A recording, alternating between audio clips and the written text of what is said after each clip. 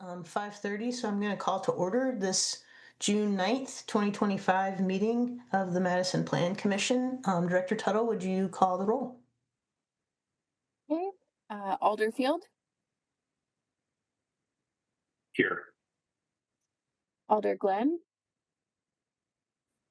Here. Alder Ugair, Here. Commissioner Heck is excused, Commissioner McCahill is excused, Commissioner Mendez is excused, Commissioner Sanders, Here. Commissioner Solheim, Here. Alternate Bazine, Here. Alternate Wesniewski is excused, Chair Ganon, Here. and School District Rep Soldner is excused. All right, thank you. All right, we will start with some information from our technical facilitator, Jesse Poole.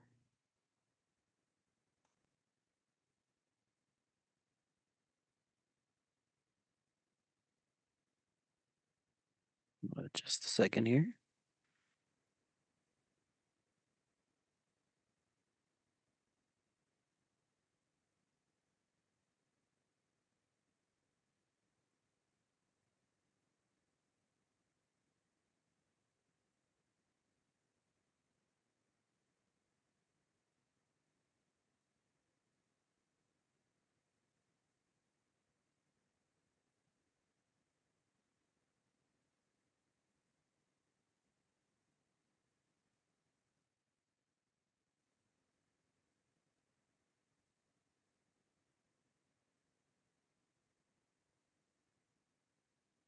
I apologize. I can't get my information to come up for me.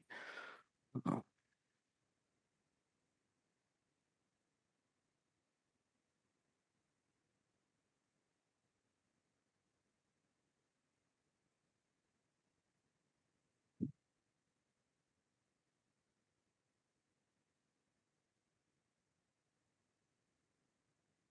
Can we help you wing it? I know some of it, but not all of it.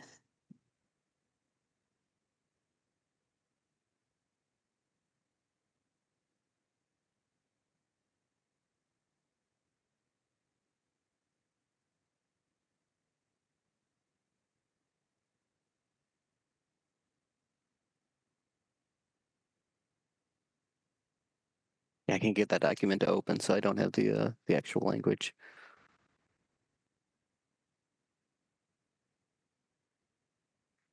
Jesse, would you like our help just Yeah. sharing the tips that we remember?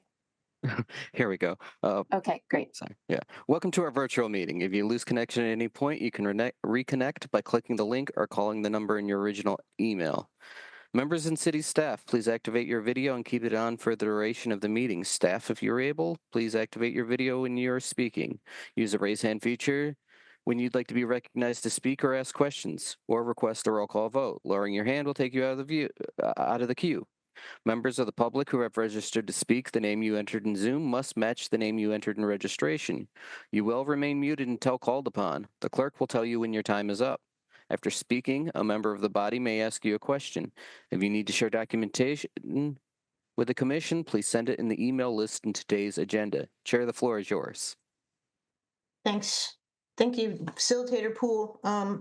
Our first item on the agenda is item 1, and that is time for public comment for issues not on the Plan Commission's formal agenda tonight. Director Tuttle, do we have any registrants for tonight's meeting? No, Chair, there are none. All right, thank you. Next, we'll go to disclosures and recusals. Members of the Plan Commission should make any required disclosures or recusals under the city's ethics code. Do any commissioners have disclosures or recusals to make related to tonight's agenda? All right, seeing none, we will move on to the minutes. We have 2 sets of minutes tonight. First is the minutes of our May 19th, 2025 regular meeting. And does anyone have any additions or corrections to those minutes? That was a pretty short meeting, so I'd be surprised. All right, seeing none, is there a motion and a second to approve the May 19th minutes?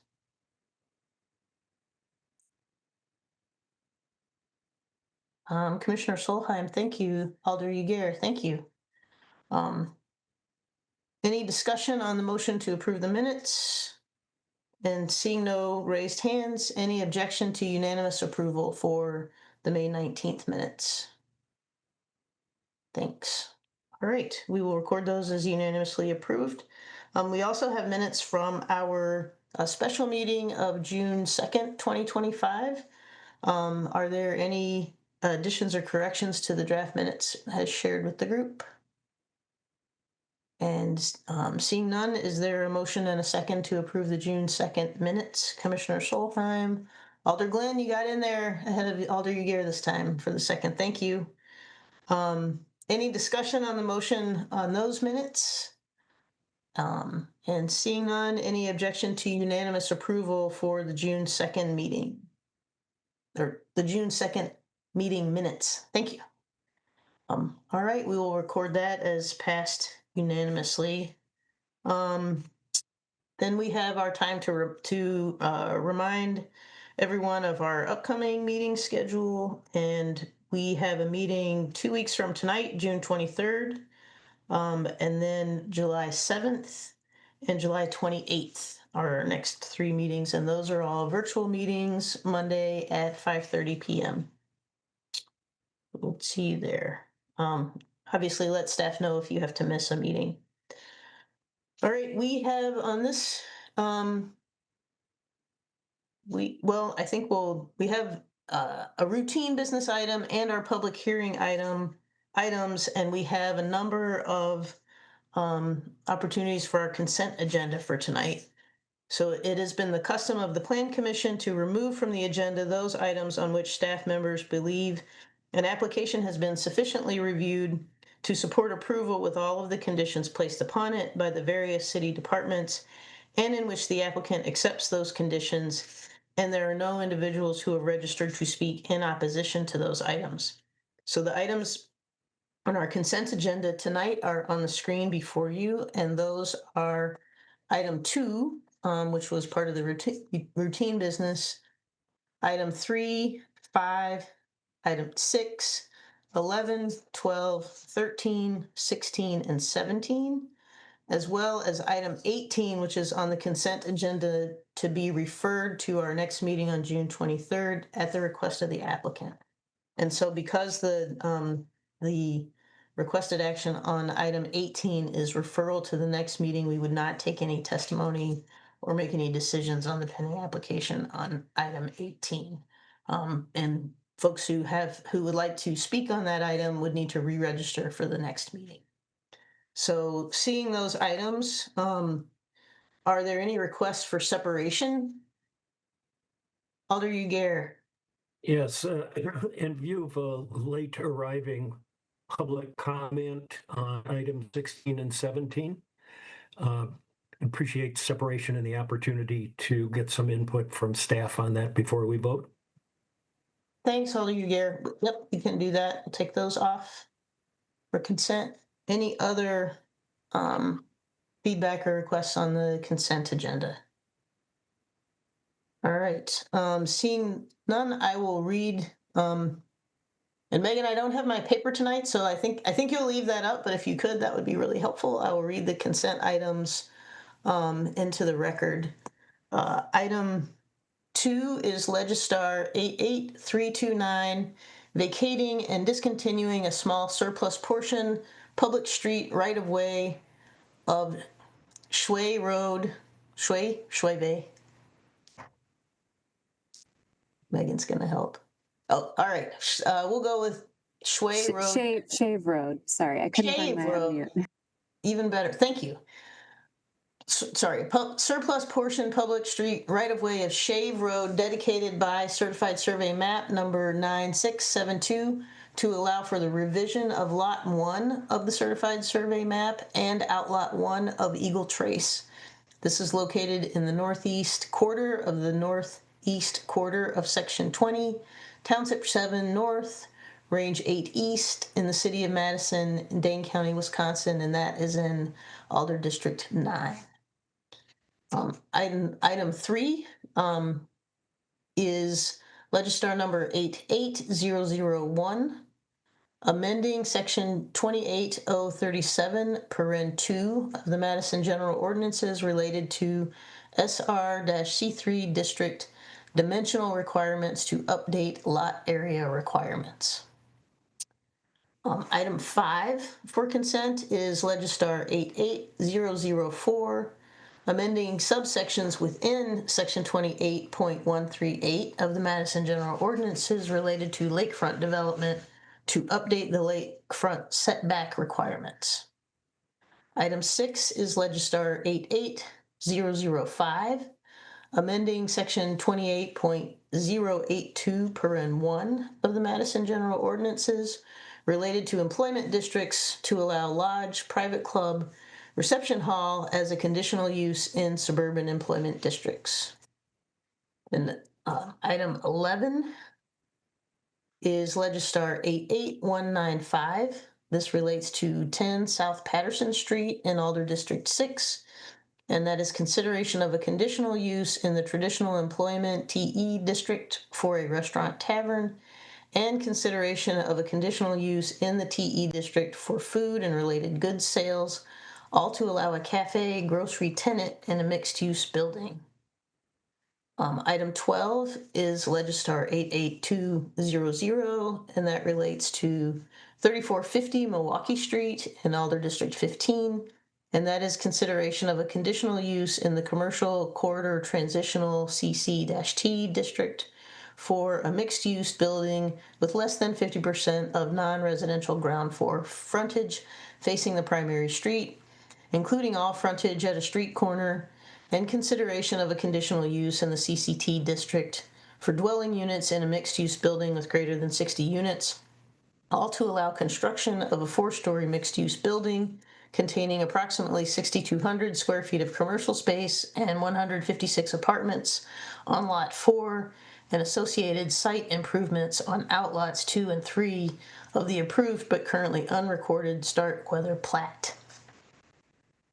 Next is item 13, which is Legistar number 88202, relating to 6105 South Highlands Avenue in Alder District 19. And that's consideration of a demolition permit to demolish a single-family residence. And all of those items are would be on consent for approval.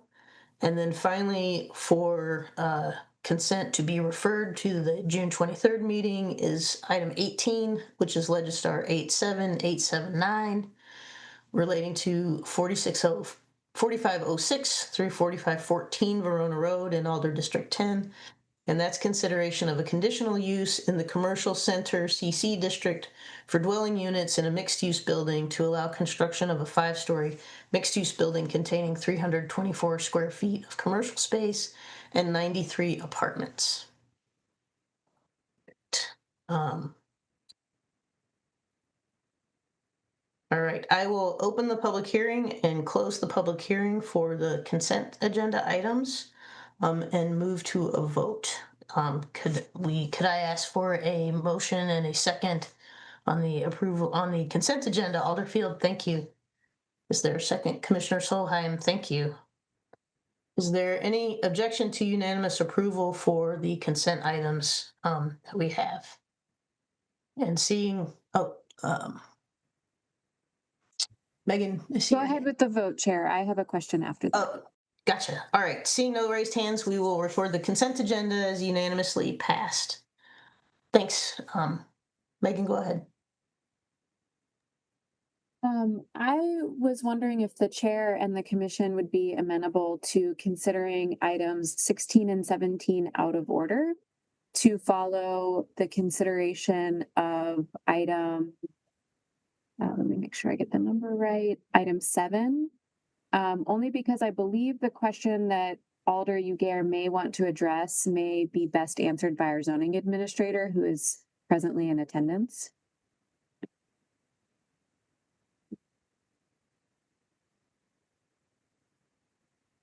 Is there any objection to that? I think we can do that efficiently, and that will help with the flow of the discussion. So I appreciate the request. So I will, seeing no objection, I'll allow that. So we'll start with, we have 4, 7, and 8 from the zoning packet, and then we'll do 16 and 17 out of order, and then go back to 14 and 15. Does that sound right? Okay. All right. All right, let's start with item 4, which is it's Legistar 88003. And the proposal is amending section 28.1A3 paren 9 paren B of the Madison General Ordinances related to conditional uses to clarify conditional use approval language. And we'll start, could we start with a staff presentation? Are we would we start with zoning administrator Bannon then, Megan, or is that gonna be you? I can do this quickly, and if zoning administrator Bannon wants to do the others, we can certainly do that. In short, the proposed change is addressing or attempting to make the code language more clear that conditional uses that have received an approved minor alteration may also be eligible for time extensions.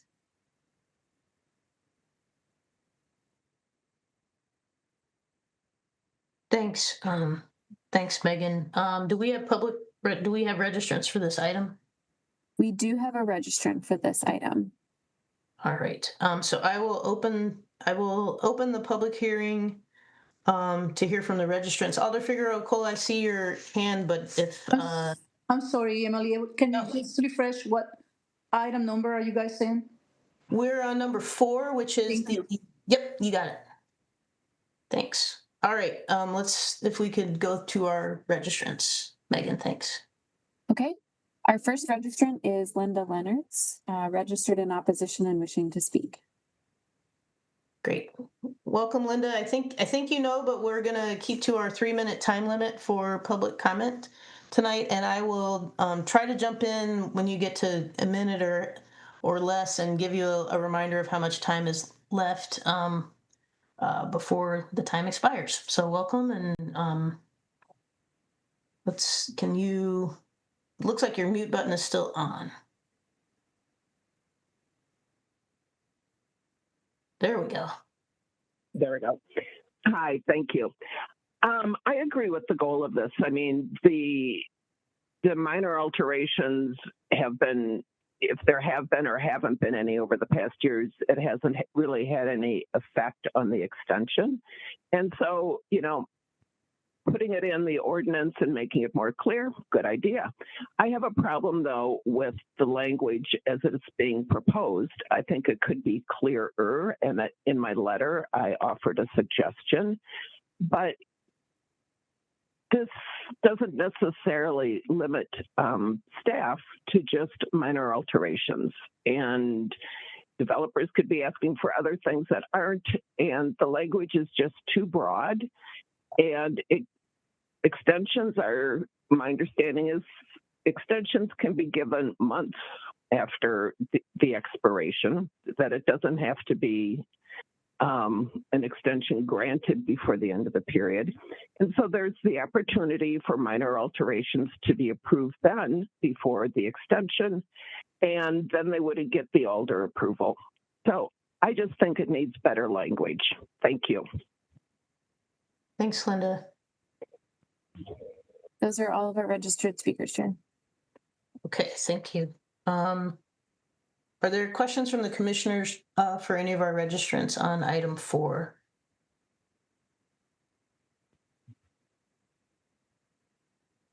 All right, seeing none, I'll close the public hearing and ask if there are questions for staff on this item.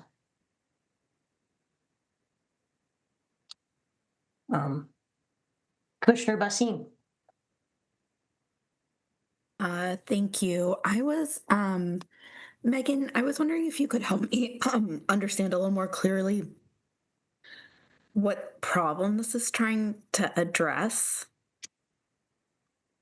Absolutely. I'll let Katie Bannon speak to this as our zoning administrator. I think this is something that we have not experienced a problem with today, but want to make sure our ordinance is clear about should it be needed in the future. I'll let Katie speak to it a little bit more.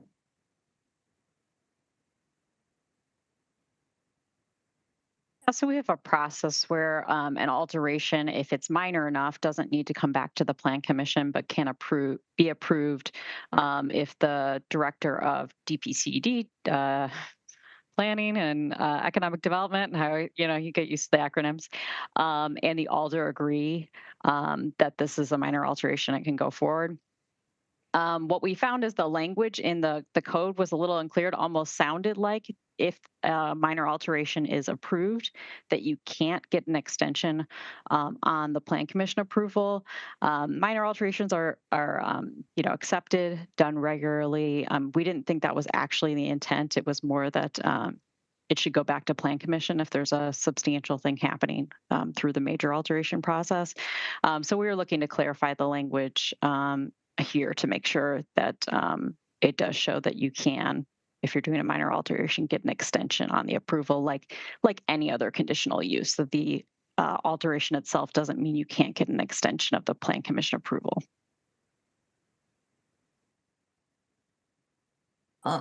Katie, I had a question. We received a memo from Alex Saludos suggesting alternative language for the ordinance amendment, and I'm wondering if you have thoughts about that potential alternative, which is just a little more direct, getting from A to B. Yeah, planning and zoning staff looked at this. I think it removes some of the specificity about saying, it's related to a minor alteration, just that any conditional use can potentially receive this extension. And so I think staff is fine with that as an alternative that still achieves the goals that we were trying to meet here. Thank you. Other questions from the commission? Are we ready for a motion on item 4?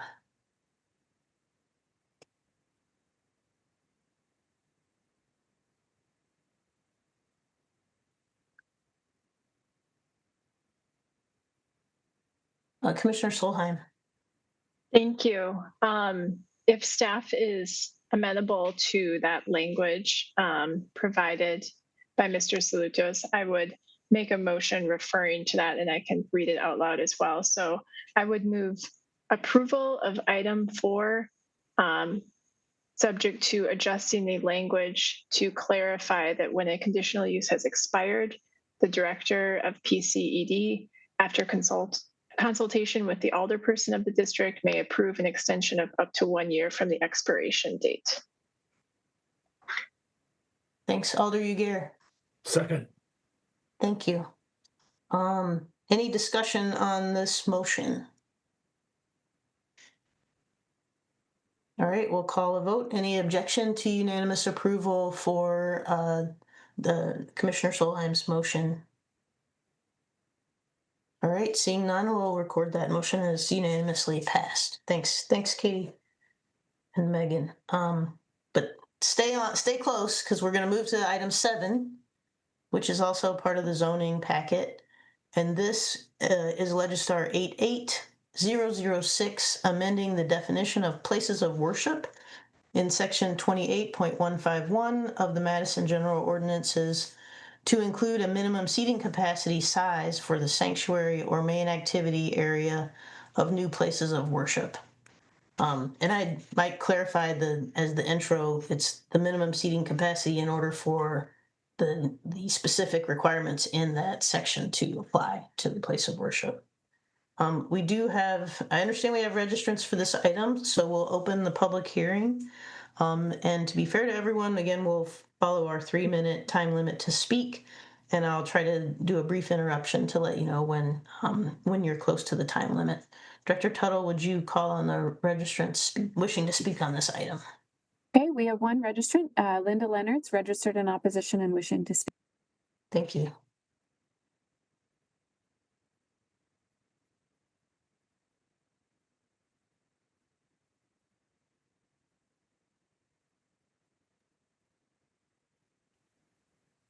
All right, Linda, you are unmuted on our end. You may need to press *6. There you go.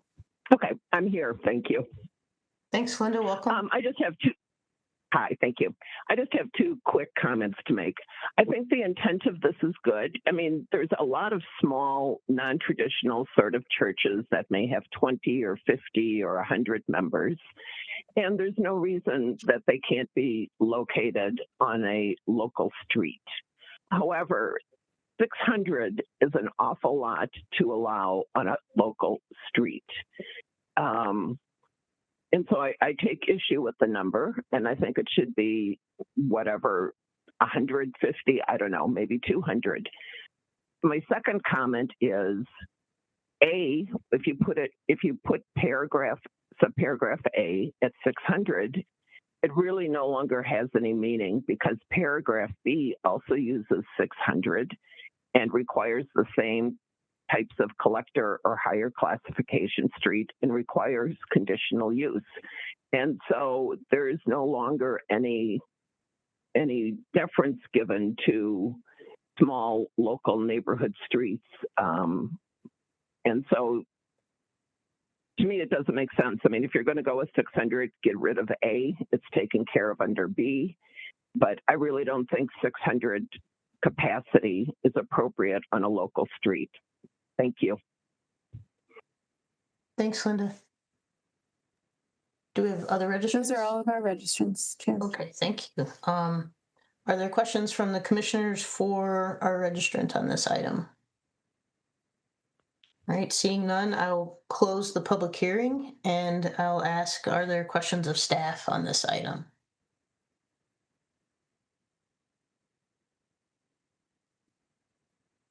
All right. If no further questions, we'll look for a motion and a second on this item.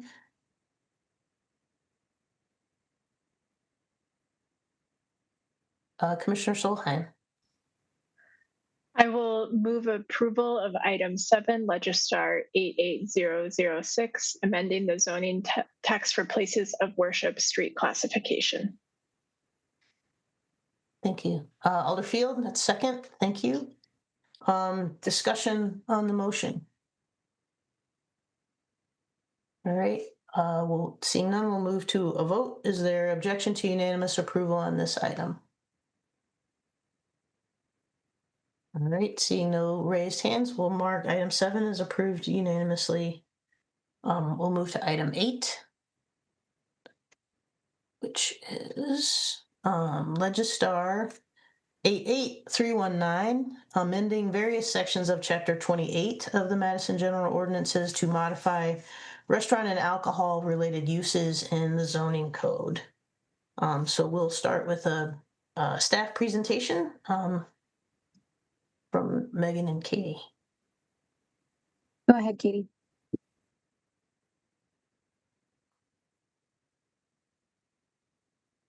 Thank you. Okay, so this zoning code change before you is about what we call in Madison entertainment licenses. This is a Madison specific requirement that if you have an alcohol license and you want to do live music, so it could be either a live band or also amplified sound, not karaoke, then there's an additional license required in addition to your alcohol license called an entertainment license.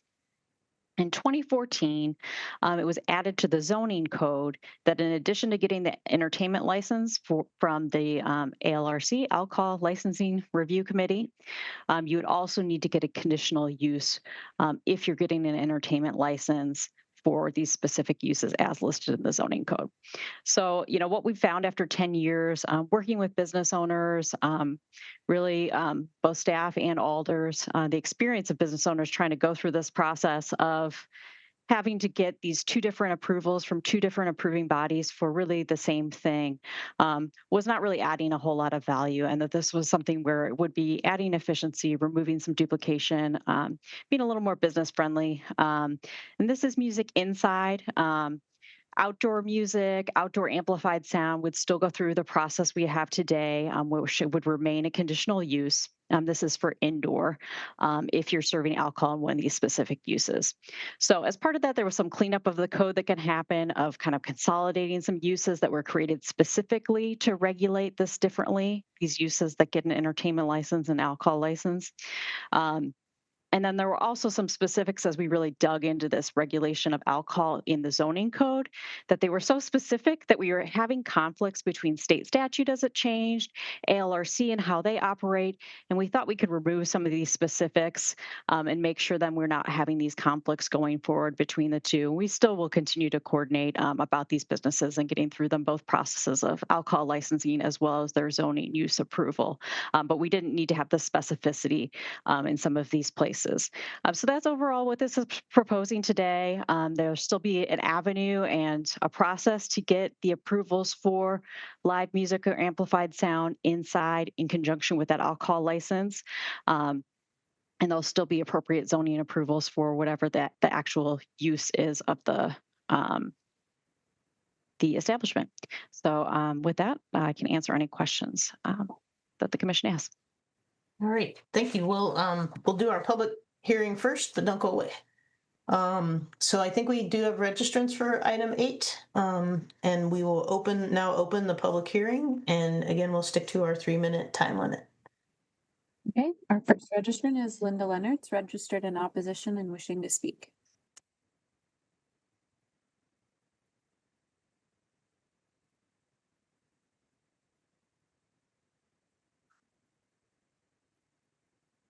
All right. Hello again. Hey, Linda. When conditional use approval was originally required for nightclubs in 2014, the reason was to air concerns over large nightclubs moving into an area and to give the neighborhood an opportunity to truly understand what type of concept was on its way. The Plan Commission would be able to consider the land use impact of that particular concept. And at least in part, this was the result of the Plan B debacle on Williamson. Unlike the Plan Commission, ALRC cannot consider the land use impacts. The conditions that ALRC can impose under the ordinance also appear to be limited to hours if one looks at the ordinance language. And Plan Commission used to be more active on this issue and has in the past added conditions separate from what the ALRC conditions were.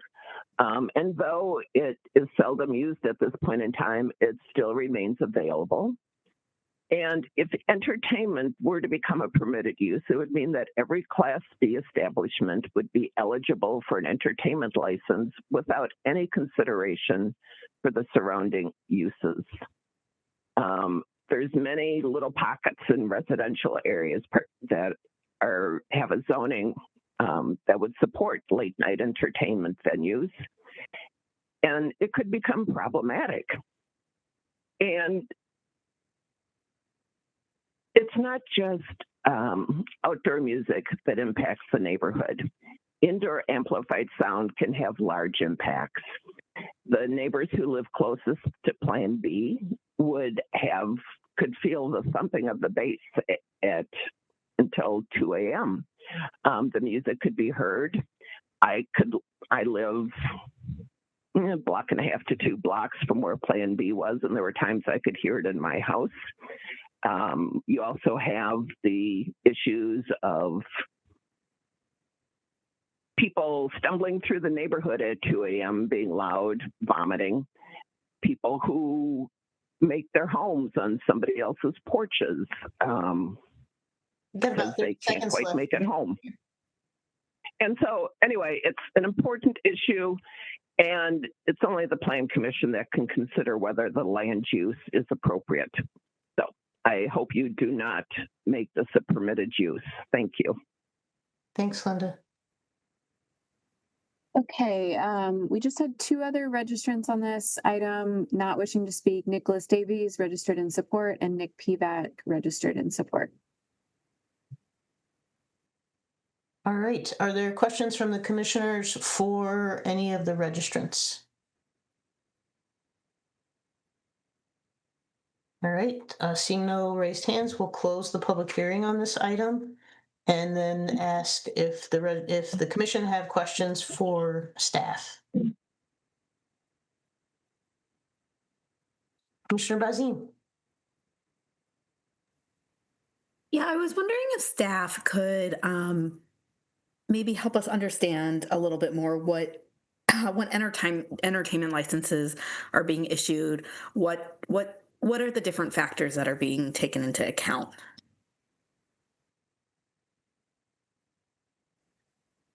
Yeah, so I had a lot of good discussions, including Kate Smith, our attorney for zoning and planning, and ALRC's attorneys, Amber McReynolds and Jennifer Zilby, about kind of what the powers and duties are of the ALRC to make sure we're not forgetting anything the Plan Commission could have imposed, but ALRC can't impose a condition. And my understanding is ALRC can and has imposed a wide variety of conditions to entertainment licenses. And really, it's very powerful what they do because if you lose or revoke or temporarily suspend someone's liquor license, that has a huge impact on their business. So they do have really broad powers here to impose all sorts of conditions that I think would even go beyond things that Plan Commission would really have purview over, of having conditions to address, various things regarding safety and noise and things like that. So I think they have pretty broad purview, is my understanding. Did I answer your question fully?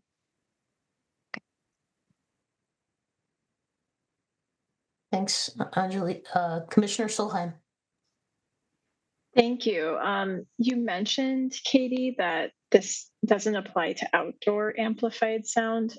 So not related to this, but I was wondering if for outdoor amplified sound, if it's still categorized as restaurant nightclubs or nightclubs, just because I think that terminology can be confusing and maybe alarming sometimes when public notices are sent out. Definitely. We've heard the same feedback about, I'm not a nightclub. This would not change how we regulate outdoor music and amplified sound today, because that is through outdoor eating area, that accessory use, which you can have for a wide variety of uses, like a restaurant, like a tavern, and that would still be a conditional use as proposed. So we're not changing anything with the way that's regulated today through the zoning code. So they may also need an entertainment license in that case as well, but we would still retain the conditional use. Okay, thank you. Thanks.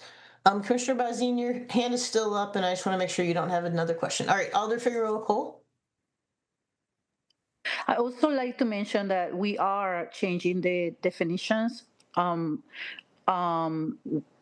eliminating the nightclub classification, at least from the zoning part, because of the comments that the commissioner just mentioned. It doesn't really make any sense that you become, from a restaurant, you become a restaurant nightclub overnight just because of an entertainment license. That's not what is the implication there. So anyhow, that I guess I guess this was questions for staff, and I just wanted to add that yes, the definitions are also a big part of this ordinance change. Thank you. Any other questions? Are we ready to move to a motion on this item?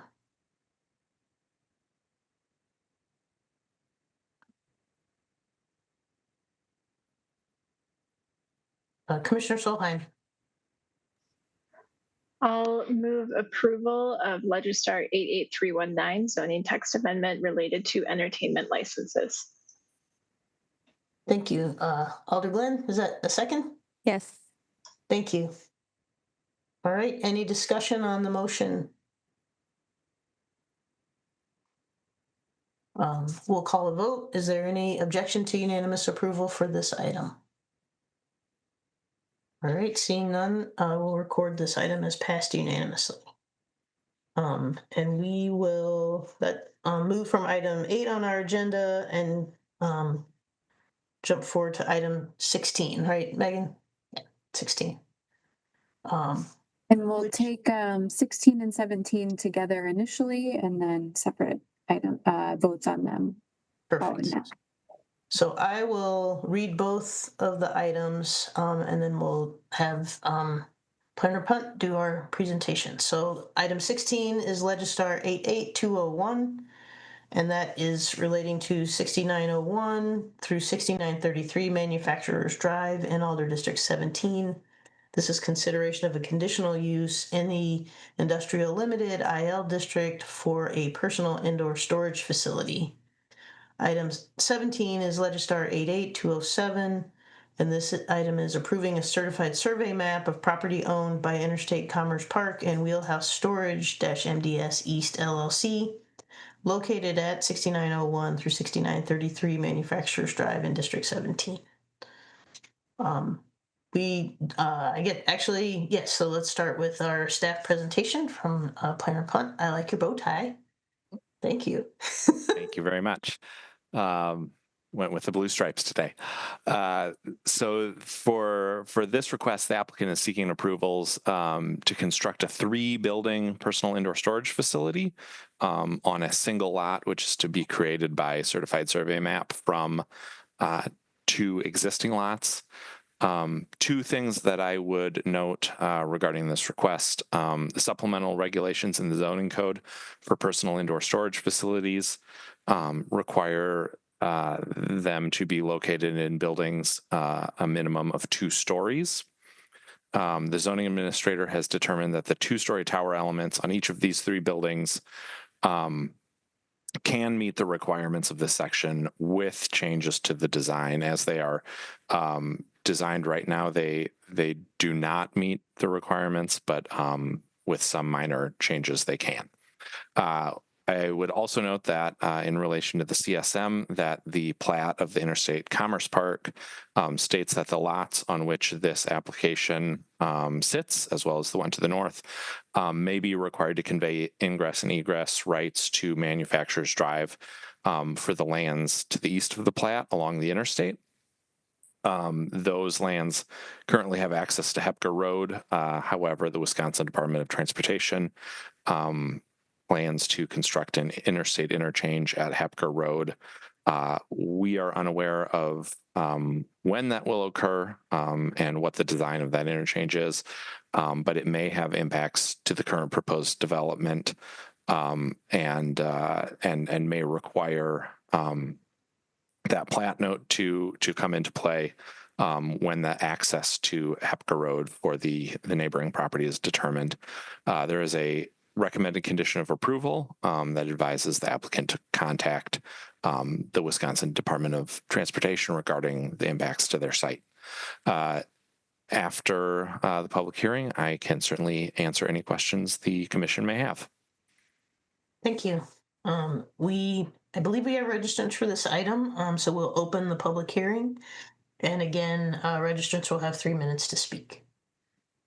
Okay, our registrant for this item is Weston Zolliger, registered in support and wishing to speak. Welcome. Am I muted? We can hear you. Yep. All right, perfect. Yeah, no, thank you. I think you guys did a very good job of reviewing everything. Appreciate the comments. Short conversation with Colin and Rebecca today. We really don't have any issues at this point.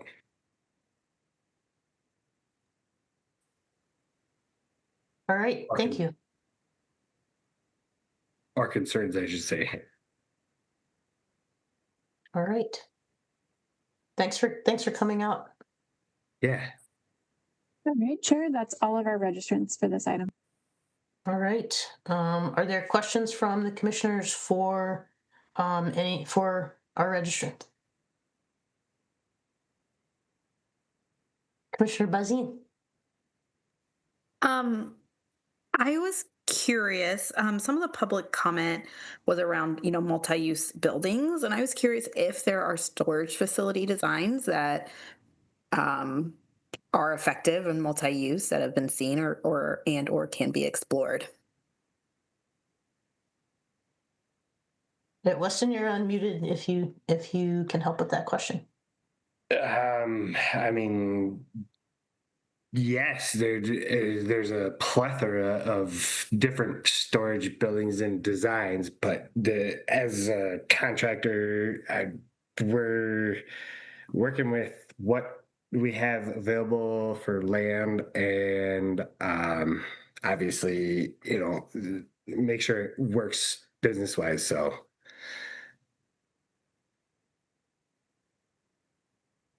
Thanks. Any other questions for a registrant? All right, seeing none, I'll close the public hearing and ask if if commissioners have questions for staff. Alder Yeager.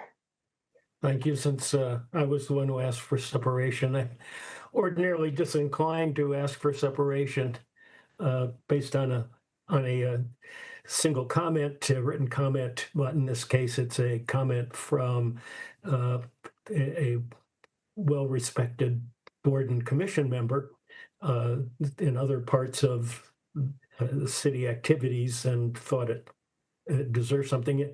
The comment was that the two-story requirement apparently goes to 2018, and that the intent of that was to expected for that particular use was to create a greater density to save our land resources. And I was just wondering if we could have a comment from zoning. Is that a correct recollection, or is that a correct characterization of the intent? And why would we there, if that were the case, some of our reasoning for why we would look at a kind of decorative tower as a way to satisfy that requirement. Yeah, so I wasn't in this role in 2018, so I can only, speak to the things that are in Legistar that I think, we have the link and everyone can see of what the initial purpose was. As noted in the staff report, there's a non-standard condition or major standard remark from zoning that says this today does not meet the zoning code as being considered a second story. However, unlike the TOD overlay where it says 75% of the footprint has to be a second story. We don't have that kind of provision here in the supplemental regs for indoor storage, so it just has to be a two-story building. Well, if this were a maximum one-story area, not saying we have any areas like that, this would be considered, well, not as designed today, as noted in that comment, but you could have a pretty minimal part of the building have a second story on it, and it would be a two-story building according to how the zoning code works. So that's how it reads today. And yeah, it doesn't have to cover the entire footprint or even 25% of the footprint. It just has to be in a two-story building. So that's where we're at with how that's written and within the context of the zoning code. Thank Did I you. answer your question? Yes, it does. Thank you. Thank you, Chair. Thanks, Alder Yeager. Other questions of staff? All right, I think we can move for a motion on item 16, which is the conditional use request. Commissioner Solheim, thanks. I'll move that the Plan Commission find that the standards for conditional use are met and approve the requested conditional use for the personal indoor storage facility at 6901 to 6933 Manufacturers Drive, subject to the conditions in the staff report. Thanks. Is there a second? Alder Glenn, thank you. Any discussion on the motion on the table or any further explication? All right, seeing none, we'll call a vote. Is there any objection to unanimous approval for this item? Seeing none, we'll mark that as passed unanimously. And then we'll move to item 17, which is the certified survey map. And I am looking for a motion and a second on that item. Commissioner Solheim, thank you. I'll move that the Plan Commission find the standards for land division are met and forward the CSM to Council with a recommendation to approve, subject to the conditions in the staff report. Thank you. Alder Yeager, is that a second? Thank you. Any discussion on or questions on this motion? All right, any objection to unanimous approval for this item? Seeing none, we will record it as passed unanimously. All right, now we will go back on our agenda to item 9, which I think when I was laying the outline before, I think I messed that up. But anyway, we're going to go to item 9, which is Legistar 88199, relating to, so items 9 and 10 will be considered together and we'll have separate findings and motions on each item. Item 9 is Legistar 88198, and this is 842 Jupiter Drive in District 3, consideration of an alteration to an approved plan development district specific implementation plan, PDSIP, to amend the zoning text to allow, quote, community living arrangements with greater than 15 residents and, quote, community and counseling services as conditional uses. Item 10 is also related to 842 Jupiter Drive in Alder District 3, and this is consideration of a conditional use in the Plan Development PD District for Grandview Commons for a community living arrangement with greater than 15 residents, and consideration of a conditional use in the same PD district for community and counseling services to allow an assisted living facility to be converted into an approximately 54-bed residential substance abuse treatment facility with inpatient and outpatient counseling services. So we'll start with a staff presentation, and I think we have Colin still with us. Thanks. Yes, and I'll try to be brief with this. These are two related requests for 842 Jupiter Drive, the alteration to the plan development to allow these two or to add these two uses as conditional uses in that zoning text, and then the consideration of the said conditional uses for the community living arrangement and the community and counseling services to allow this assisted living facility to be converted into the substance abuse treatment facility, which has both inpatient and outpatient counseling services. There has been a neighborhood meeting, a number of discussions with the alder for the area, with the applicant and with staff. And when considering the factors, such as the experienced clinical director at the company's current Brookfield facility, who will be transferring to oversee operations at this facility, the low anticipated automobile and parking impacts, as well as the security plan that has been developed through those conversations, staff believe that the proposed facility will not have significant negative impacts on the surroundings, and have recommended approval. Thanks, Colin. We have registrants for this item, so we'll open the public hearing. Chair, tonight our registrants are all affiliated with the applicant team.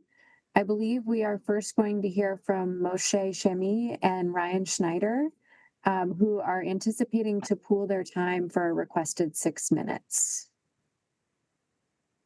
Thanks. I'm going to pass it on to Ryan to present. Thank you. Welcome. There was a little bit of an echo, so maybe one of you needs to mute. There you go. Okay.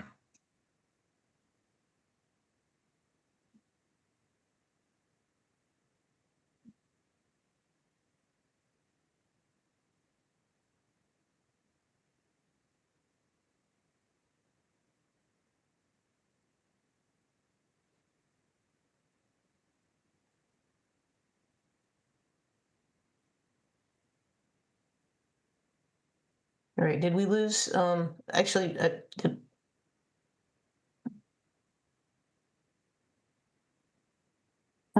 I do see Ryan's hand is raised. Ryan, if you are trying to speak, we can't hear you, but your mic does appear to be unmuted. Yes, we can hear you. Okay, I'm sorry. I could not tell that I was on. Okay, so I'm Ryan Schneider, the incoming clinical director for Wellbrook Recovery for the Madison location. You can go to the next slide. I'll keep this very brief.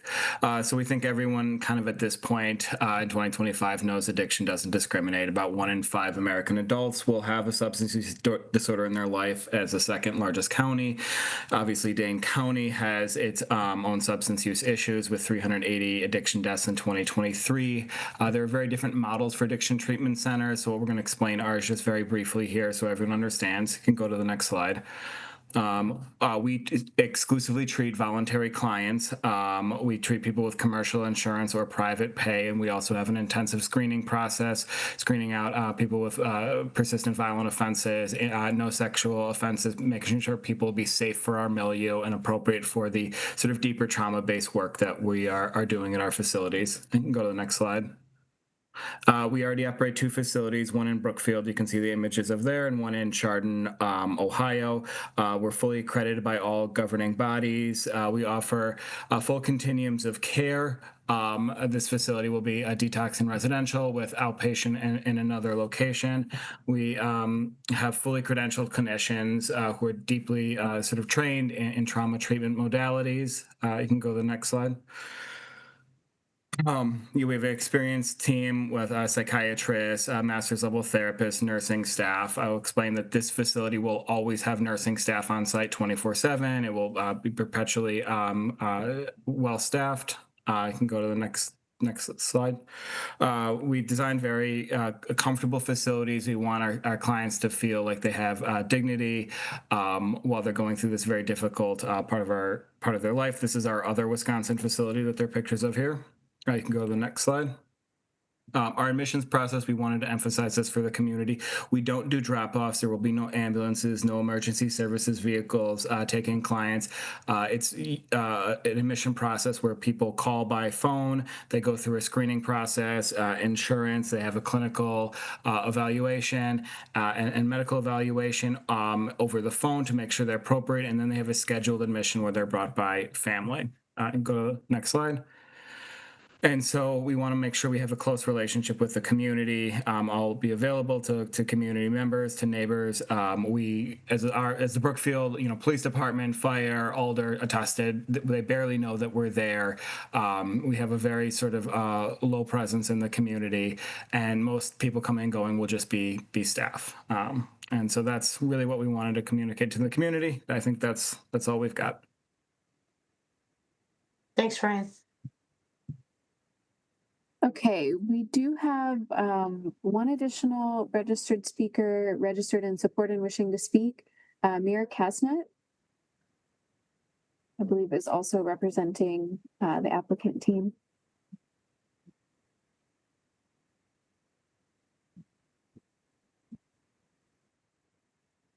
Oh, sorry about that. I'm just the CEO of Welber Recovery. I just wanted to say thank you everyone for joining and for hearing us out. Ryan did a terrific job of who we are, and if there's any questions, we'll be more than happy to answer any of them. But thank you very much for taking the time to allow us to present. Okay, and then the last 2 registrants, Chair, are Rodney Carter, registered in support, available to answer questions, representing Wellbrook Recovery, and Nita Gaffar, available to answer questions and representing Wellbrook Recovery. And that's all. Thank you. Are there questions from commissioners for any of our registrants? Alder Glenn.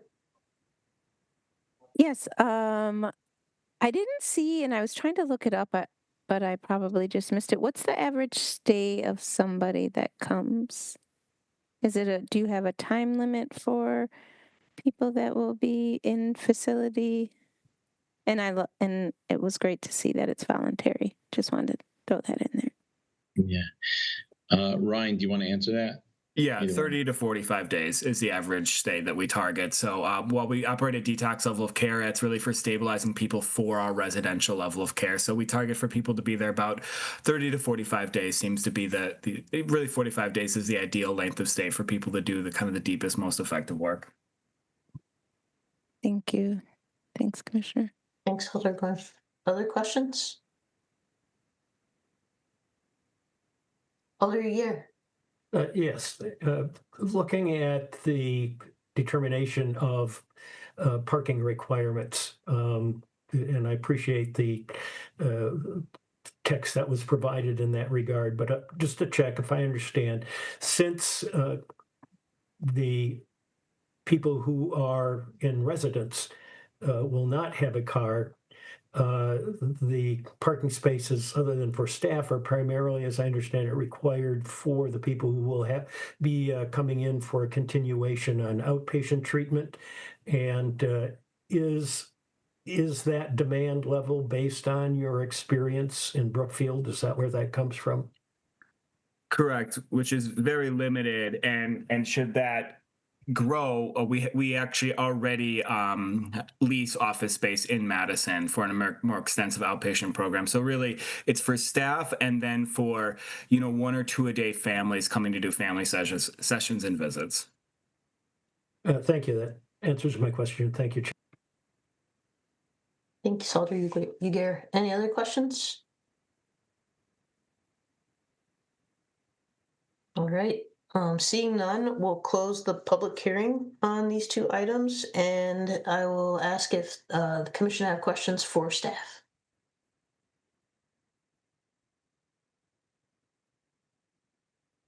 All right. Seeing no staff questions, I think we would be ready to move to a motion on this item. Sorry, on item 9, which is the alteration to the PDSIP. Alder Yeager. Yes, I will make the motion.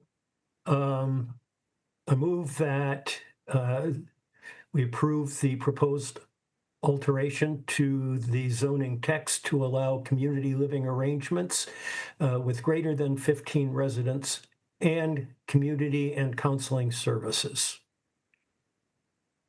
Thanks, Alder Yeager. Alder Glenn, is that a second? All right, thanks. So we have a motion and a second. Is there any discussion on this item or further explanation needed on the motion, Alder Field? Thank you, Chair.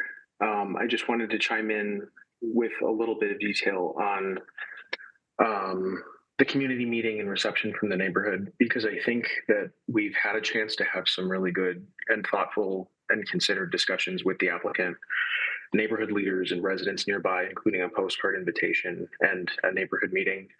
They've been very forthright with answers, and I think, I just wanted to kind of confirm and repeat some of what we'd heard from Brookfield, that the facility out there does seem to have a pretty low profile, and they do important work that we certainly need more of in this community.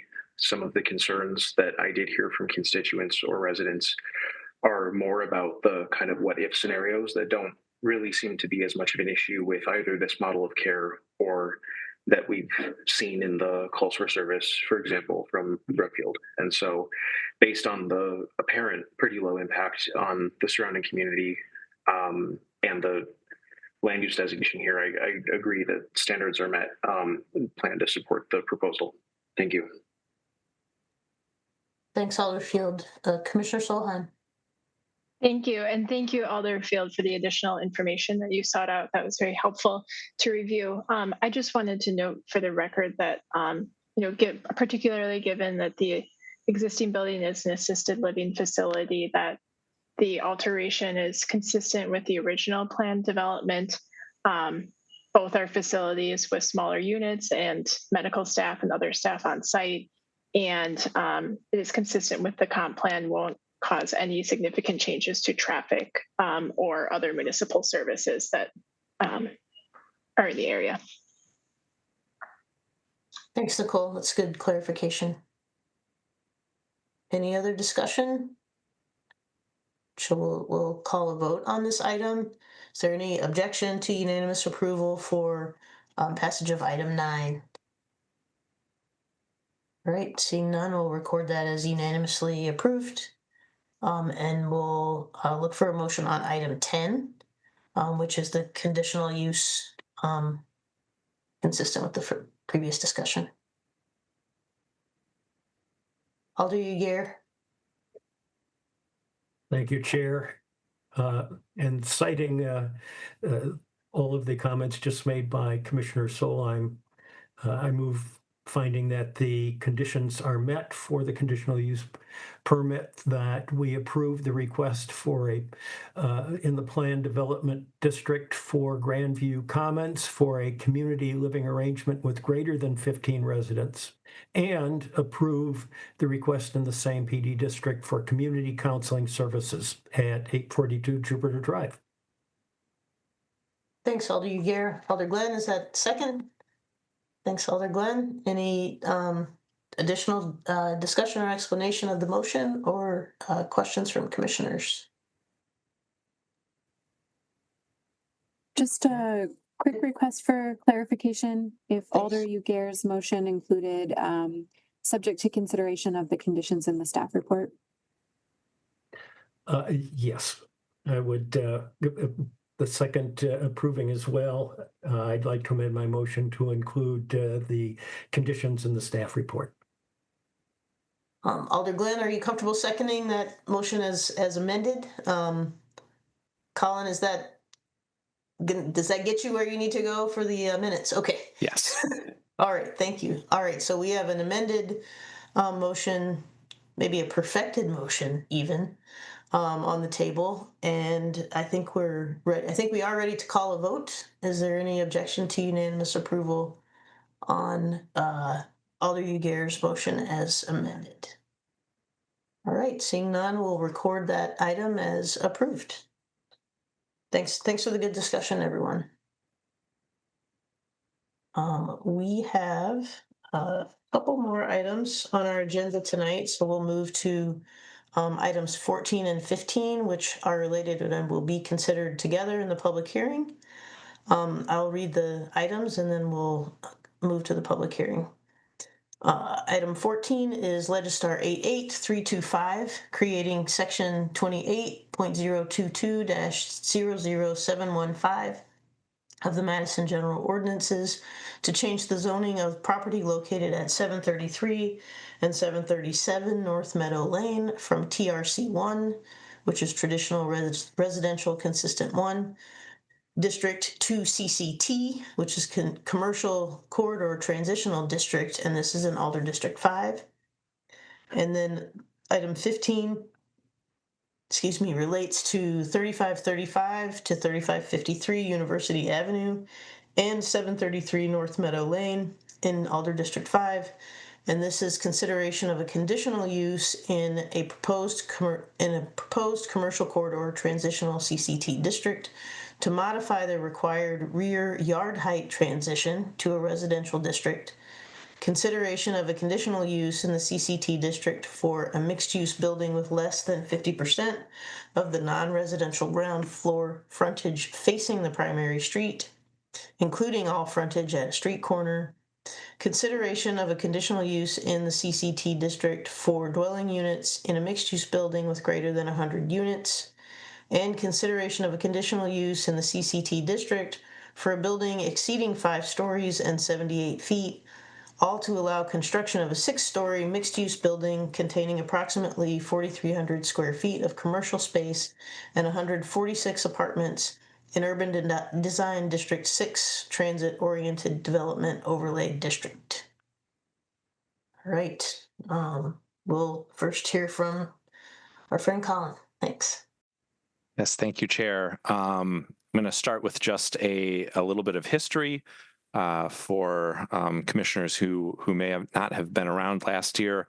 But in 2024, this applicant received approvals for a smaller version of this proposal, which did not include the 2 properties on North Meadow Lane, which are being requested for rezoning. The approvals granted then included a zoning map amendment changing the zoning of the properties on University Avenue from plan development to CCT, as well as demolition permits for those buildings, and then conditional uses to build a 5-story building with about 71 units and 1,400 square feet of commercial space. The applicant is now seeking approval of the zoning map amendment, changing the zoning of 733 and 737 North Meadow Lane from TRC1 to CCT, matching the zoning of the properties on University, as well as conditional uses to construct a 6-story mixed-use building now with 146 units and approximately 4,300 square feet of commercial space on this full site. The Landmarks Commission has reviewed both houses on North Meadow Lane for demolition permits. Those permits are not subject to Plan Commission review now. Staff raises a question about how the application relates to conditional use standard approval standard, 3, in regards to the proposed building's height, which is above 5 stories, which is the permitted height in CCT, and in particular the portions of the upper floors of the building that exceed the height transition to the adjacent residential areas to the south. The previous building design that was approved by the commission extended up to 29 feet above the 45-degree transition line through the site. The portion of the building that occupies the existing 3535 and 3553 University Avenue parcels now extends less than 12 feet above that transition line, and the larger mass at the corner of Meadow Lane and University Avenue, because of the step backs to the houses to the north, now extends no more than 4 feet above that transition line. You may have also seen several items of public comment regarding traffic impacts on North Meadow Lane. I do want to point out that a condition of approval recommended by the Traffic Engineering Division requires a deposit that may be used for traffic calming if found necessary by the city traffic engineer for North Meadow Lane. So in considering the adopted plan recommendations, the scale of the building and the proposed uses, as well as those specific recommended conditions of approval, and the recommendation of the Urban Design Commission, which has also reviewed this proposal, staff believes that on balance, the Plan Commission can find that standard 3 can be met. And then further, staff believes that all the other applicable conditional use standards can also be found met. After the public hearing, I can certainly answer any questions the commission has. Thanks, Colin. I believe we have registrants for this item, so we'll open the public hearing. Okay, Chair. Our first comments this evening on this item will come from the applicant team. We have registrations from Randy Christensen, Pat Terry, and Peter Harmatuck. Peter Harmatuck. All who are registered in support and wishing to speak. They are requesting to pool their time. Thanks. You tailed off there, but I think we're 9 minutes is the total pool time that we'll allow. So, wait. All right. Thanks, Madam Chair. My name's Randy Christensen with Walter Wayne Development, working with Apex Real Estate Holdings. Bruce Bosman, the owner of the property, is unable to make tonight's meeting. He is out of town, so he will not be in attendance. But I just want to kind of give you a quick background on our relationship. Walter Wayne and Apex Real Estate Holdings. We've done 4 other projects in town as well. And this particular project, as Plan Commissioner Colin Punt had mentioned, that we went through approval last year on this, and just as we were finishing up our approval, we got a call from the neighbor asking if we would be interested in the properties next door. We certainly have gone through a number of staff meetings, neighborhood meetings, as well, and vetting this out to get to this point. So that's kind of a little bit of background about Walter Wayne Development and Apex Management. Bruce, the owner of the properties, owned these properties on University Avenue for about 15 years. This is a long-term hold for Apex Real Estate Holdings. It's not something that we're going to build and sell or anything of that nature. Bruce has been in the business 35 years. He manages over 2,500 units to 3,000 units across the city. So he's certainly well adversed with all this. So it's certainly something he feels pretty strongly about this particular location. We feel we've created a really nice asset for the city. Like I'd mentioned, the initial approval that we had with it, and we got the call and we from the neighbor, and we just said, "Would you be interested in buying these properties?" So we certainly have done that. Part of the team is Pat Terry and Peter Harmatuck from JLA, and I guess I'll turn it over to Pat or Peter to walk through the slide deck. Thank you, and I'm available for any questions on behalf of ownership. Thank you. Hi, everyone. I'm Pat Terry with JLA Architects. Colin, can you hop to page 8, please? As Colin mentioned, we're asking for a couple conditional approvals. The first is a vertical setback ordinance. That's condition 3. As prescribed vertical setback ordinance, we would need to eliminate units on the 3rd, 4th, and 5th floor. Doing so would place the building corridor at the rear of the building instead of at the units. This would reduce the architectural quality of the building as well as make it financially impractical to build. Our proposed design attempts to honor the intent of the ordinance while maintaining the building quality. Page 9, please, Colin. Oh, sorry. Go back to page 8, please.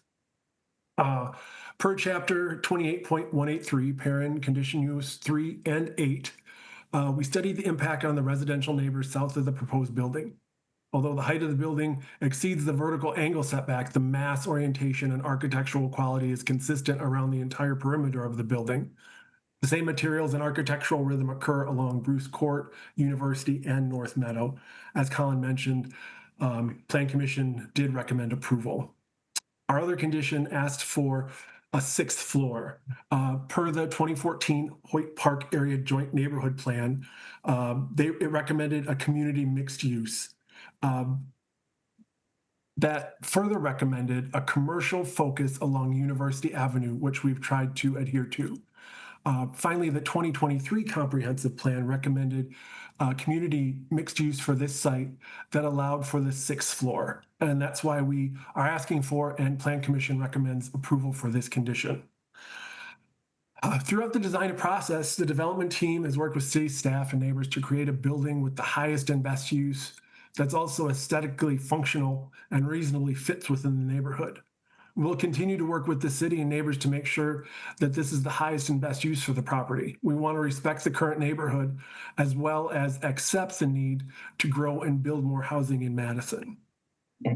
Part of staff comments and final approval, the developer will need to submit for review and approval from the zoning administrator and plan director a management and operation plan. That management plan will include how trash removal occurs, move-in and delivery routes will affect street traffic as well as the building. Guest and retail client parking is being accounted for inside the building. Finally, there'll be 7-foot sidewalks along University Avenue to accommodate pedestrian and bike traffic. The 5-foot sidewalks will be replaced along North Meadow. As Colin mentioned, the developer will present a deposit for calming improvements and address traffic on North Meadow Lane. And with these few items in mind, I'd like to pass it over to Peter Harmatuck to discuss the actual building design. Thanks, Patrick. Colin, could you go to page 2? Thank you. Just briefly, yeah, one more up. Thank you. This is just a rendering of the project that went through and was approved last year. We wanted to show that in context of the new design, which is really just an extension of this architectural language. Next slide, please. This is an existing site plan. It shows the 2 commercial buildings along University. It also on the left shows the 2 residential houses on North Meadow. Next slide, please. This is the landscape plan. Andrew Geffert from JSD is on the line to take any questions after this as well. So next, please. Here are the first 2 floors of underground parking. The first floor plan on the bottom of the page shows the building lobby and a fitness on the left side. There are parking stalls in the middle, which will have a semi-opaque glass storefront to them, and then the commercial space on the east end of the building. Next slide, please. Floors 3, 4, and 5 have mixtures of studios, 1 bedrooms, and 2 bedrooms. Next slide, please. Floor 5 on the top shows that recessed top floor where we have a 10-foot terrace. The middle page shows the club room, which is the only portion of the building that goes above 6 stories. And then lastly, on the bottom is the roof plan, which shows that about 65% of the roof is all green roof, which is that hatchet pattern on the right. Next slide, please. Here's the building section that Patrick addressed on this page and the next. And next slide, please. This rendering shows that the tripartite design of the building, where you have a really distinguishable first floor stone base, there's the brick middle, and then we have a black or gray fiber cement top. So a really distinct base metal top. We paid particular attention, knowing that this building is very long, to make kind of articulate breaks, which we call hyphens or voids, which you can see sort of as inset balconies where we've inset changed materials and inset the first floor. So the first image perspective on the bottom left shows the entrance to the fitness and how we've carved out 5 to 6 feet to really give a break in the building. Next slide, please. Here's that view at dusk. We have the loggia at the very top for kind of our sunsets. Next slide. This is looking west, so Hilldale's off in the far background of this. There's a commercial space with a large awning on the first floor corner in the near ground, which also has an associated outdoor patio. On the bottom right image shows the entrance to the parking garage, and you can see how much we've indented the building and changed the materials at those hyphens. Next slide, please. There it is at dawn. Next slide. This is a view of North Meadow looking northeast. So you can see one of the drive entrances on the near, but you can also see how at multiple floors we've stepped the building back, trying to get as close to that 45-degree angle as we can. There's a large awning that you can see on the kind of end of the building that signifies the lobby. Next slide. This slide shows the different various materials. We have high quality stone all the way around the building. The brick continues all the way around the building at the middle floors. We don't switch to a cheaper material on the sides and the back. It has a consistent facade all the way around. Peter, if you could take we're past time. If you could take just a couple more seconds and wrap up, that would be great. This was the last slide, so just want to thank you for your time and consideration. Thank you, Peter. Thanks to the team.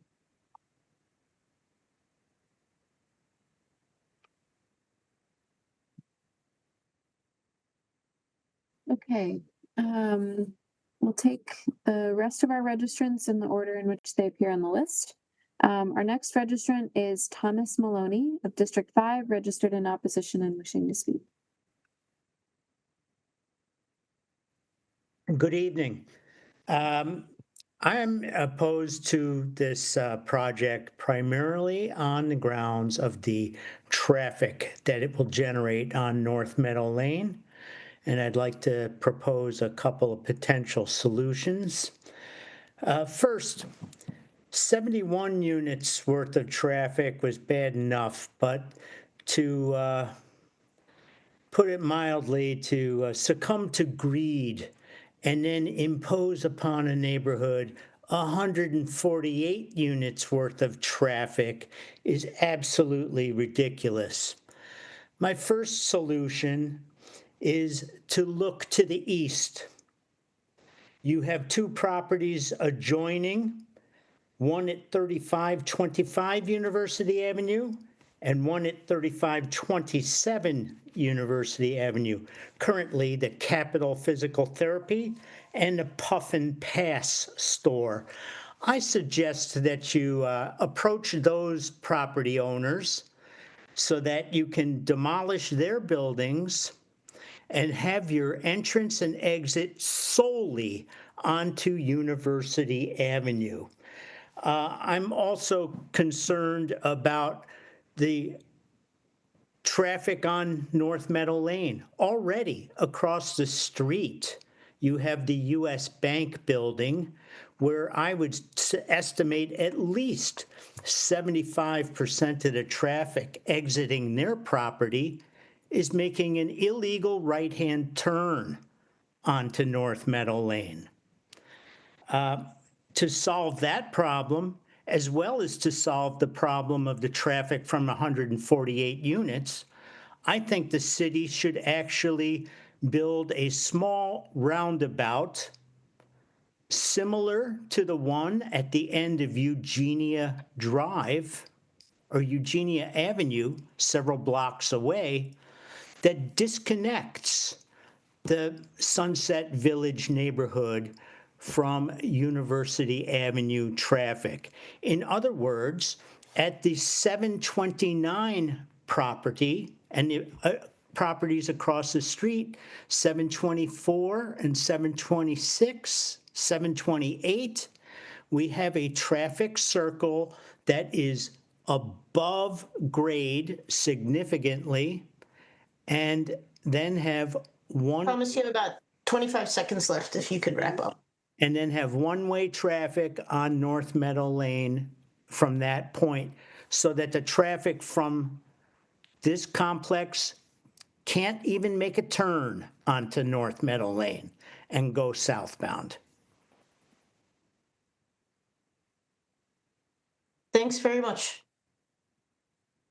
Okay, our next registrant is Michael Promrening of District 5, registered in support and wishing to speak. Hi, can you hear me? We can. Welcome. Thank you. Hi, I'm Mike Pomeranian. I'm a 20-plus year resident of Sunset Village, a past president of the Neighborhood Association, and I now live on North Meadow Lane, just 100 street numbers down from the proposed development. Like the overwhelming majority of my neighbors, I'm in favor of Madison's move to high-density housing and even this project. But I have a couple of safety concerns. Many of them are traffic-related, as you might guess, and much of what I'm about to go forth with here comes from reviewing the staff report on this development that was prepared for this meeting tonight for the Planning Commission. First item, traffic. That I appreciate that there's a $10,000 set aside for potential traffic calming improvements. We'd certainly like to know in Sunset Village what those improvements are and where they, when they might be assessed and taken up. It does seem a bit naive to me to exclude Black Hawk Avenue also from traffic calming, and I think you're going to see Heather Crest and many of our tiny little beloved streets here get a lot more traffic. If you are shopping at or living at this proposed development and want to get to Hilldale, want to get to the Beltline, want to get to Mineral Point, you are going to be popping down Meadow Lane or going out on University and cutting through on Black Hawk Avenue to connect to Regent or what have you. You're not going to take a U-turn on University and wait at the near West Side's longest light. So I'd respectfully request that the Traffic Engineering Division maybe up the ante on those traffic calming improvements and broaden the scope to consider the rest of the impacted Sunset Village. Number two, on traffic again. The staff report has looks a little ambiguous to me. At the beginning, it talks about the developer's proposal, including language for right turn only during certain times of day out of the university exit of the new construction. But traffic engineering's recommendation, number 43, is just no left turn. The residents of Sunset Village would prefer no left turn there.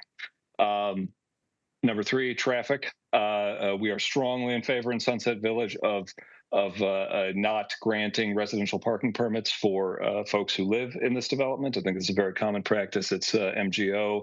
It's noted by the traffic engineering section, and we're in favor of that.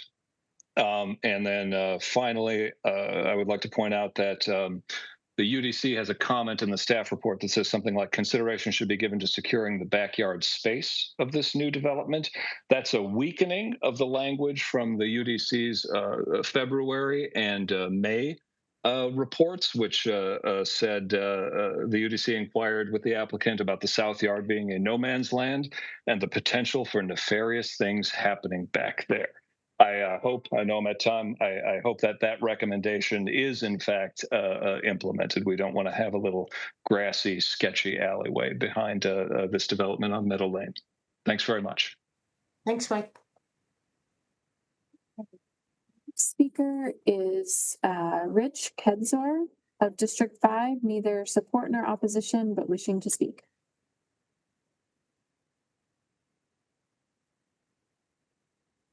Hi, can you hear me? We can hear you. Welcome. Okay. All right. Thank you.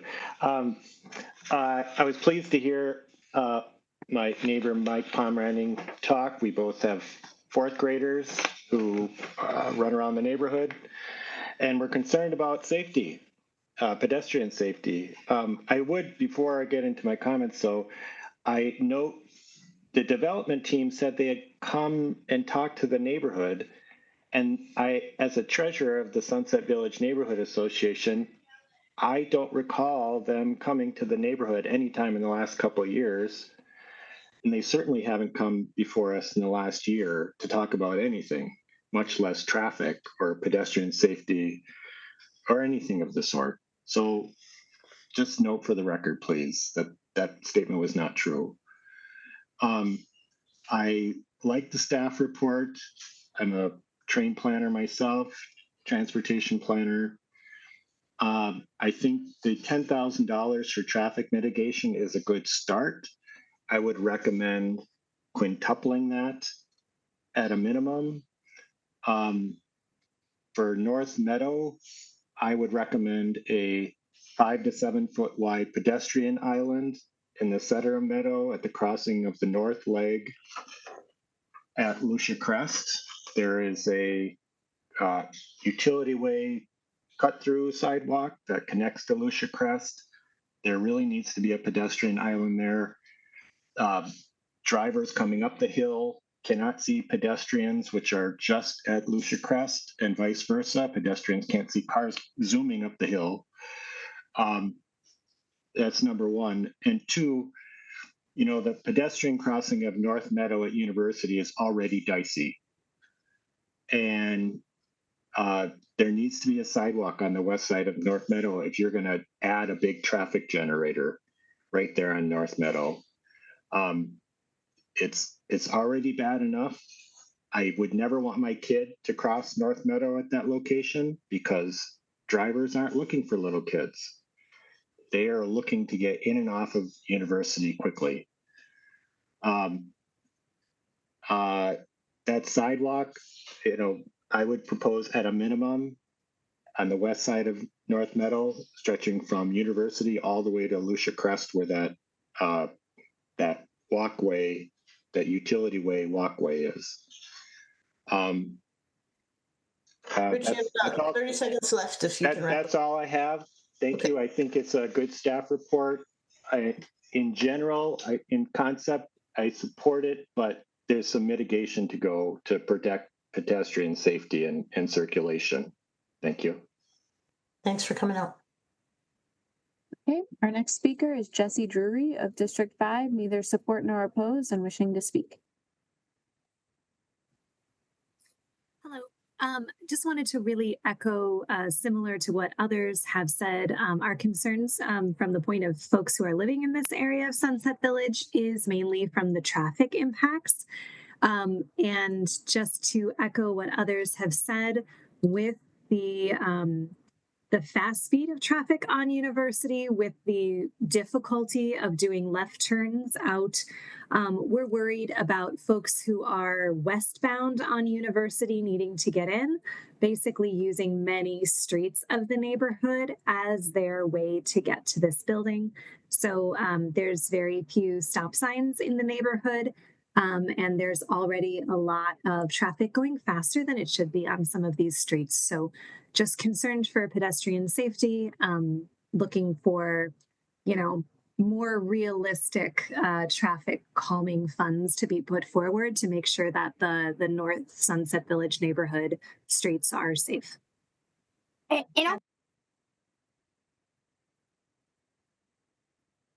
Thanks, Jesse. Okay, our next registrant is Andrew Geppert, registered in support and wishing to speak, representing the engineering firm for the applicant. Hi, this is Andrew Geppert. I have no further comments other than what the applicants have made.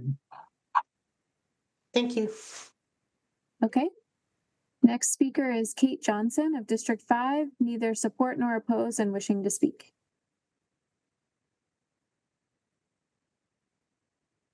Hi, can you hear me? We can. Welcome. Good. Hi, wanted to quickly say hello to Chair Ganam. We worked together for many years at True Stage. Nice to see you in this capacity. And this has been very interesting for an average citizen like me to observe.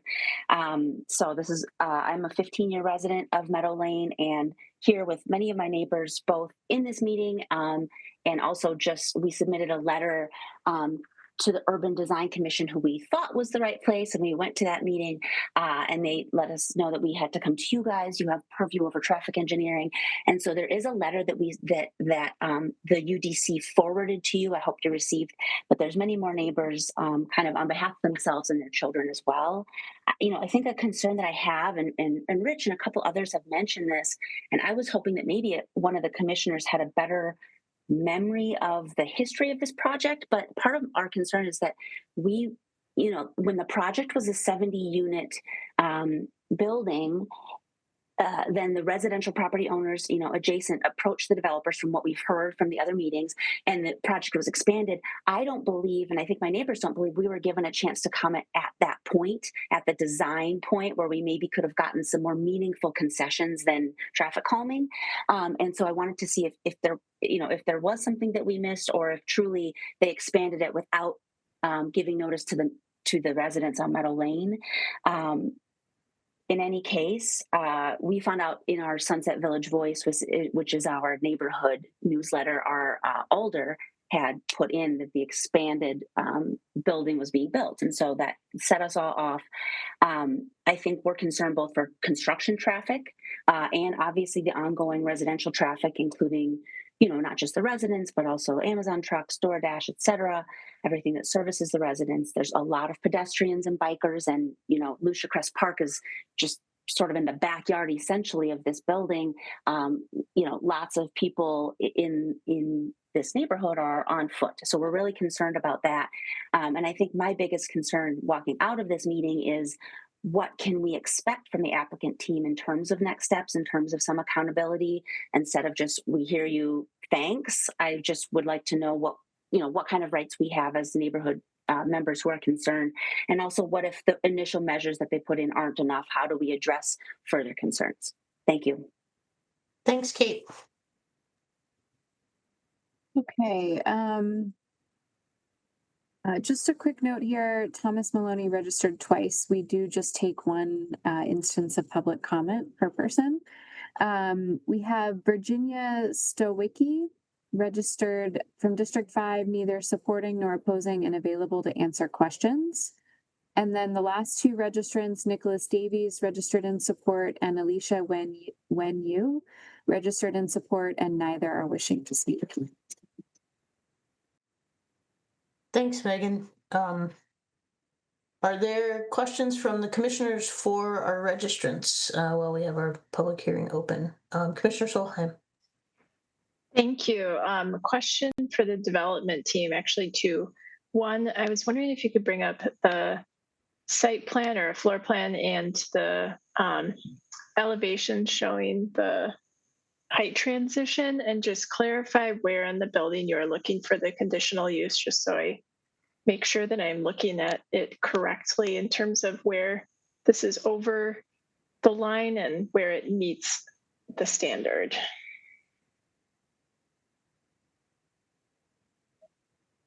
Pat or Peter, could you comment on this?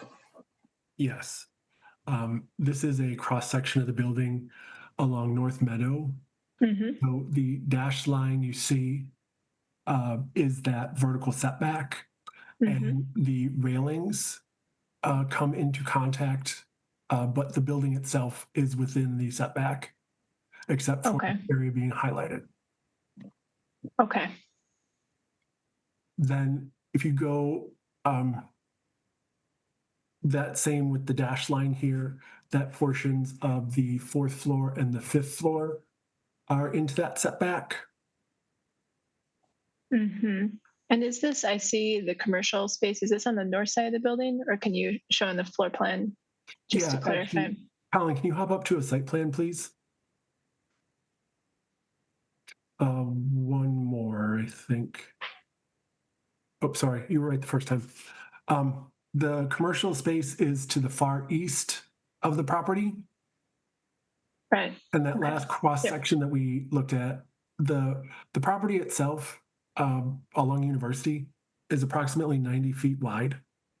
You can see that orange line represents an area where we need to put in a storm and sewer line to service Bruce Court and connect that to University. That easement dictated where the building could be positioned, along with the setbacks and the sidewalks that were necessary along University.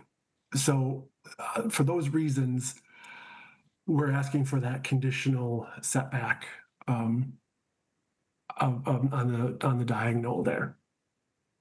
Okay, so it's on the east and the west sides are the transitions. Correct. That we were talking about. Okay, thank you. Mm-hmm. And then one different question. Can you clarify the plan for delivery vehicles, Amazon, Uber pickups, all of that, where that would be anticipated to occur? Right now, go ahead, Randy. Oh yeah, Commissioner Solheim, we're certainly looking into those particular deliveries, and we do have, with the entrance on North Meadow and off of University, there's that opportunity to have deliveries and so forth, and even move-ins. We're looking at being able to have a moving truck come inside, so we're definitely looking into that. We just haven't gotten to that point at this juncture, but it's certainly. We're certainly capable of being able to accommodate, a shorter van truck coming through there and delivering and then exiting.